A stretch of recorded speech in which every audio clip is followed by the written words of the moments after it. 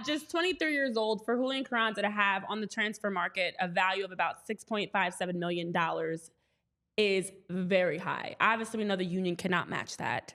They're not going over, barely will go over 1 million. But then on top of that, as you mentioned, it is the same conversation. I'm a flip it for you. It's the same conversation we have with like college athletes that have the ability to go into the pros. If you're a college athlete and you can leave college early and you're good enough, would you make that next step? I hate this because my water bottle always shakes on the table. It's like too heavy. And I thought I'm gonna knock it over. It's a question of, okay, do you have the right opportunities to go into the pros and get paid what you deserve, versus is it more profitable for you to stay? Maybe now with NIL deals, another year, your stock raises, your income raises, and now you're making more money. Which side of it? And I know Jose's in the chat.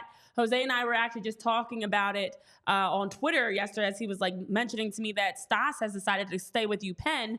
And, you know, we're seeing guys now that have decided, okay, I got picked in the super draft, but I'm not really as high as I thought. I'm going to stay in college. This is the same thing, essentially. And I hate to say this because I know there have been discussions about, is the MLS a top tier level league or should they be dropped a peg? To be honest, the MLS is kind of the NCAA in some ways of soccer because of just the financial picture and the fact that Julián Carranza is not going to be able to get paid that amount of money, forget just with the Union, but in the MLS at all. So if you're seeing that the numbers have kind of gone up and now it's starting to flatline a bit, in my opinion, then you do need to make a move now. And the market is raising that price, knowing we want to get him now, because if we do wait another year and he can walk, that makes things, I think, in my opinion, from a business perspective, that much trickier.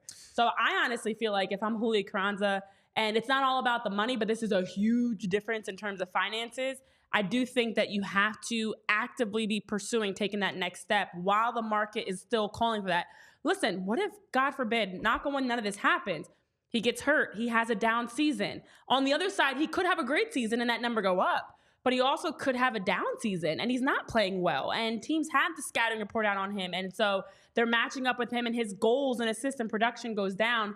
And now they're, you know, Carranza, that 6.57 million that you're seeing, or 6 million euros, is decreasing. So I think you have to strike while the iron's hot. And it is a business negotiating mentality, not even just about soccer, but about the business side of you got to get the most for your buck. And if right now this is one of the highest numbers you've been projected at, the Union aren't going to be able to keep him.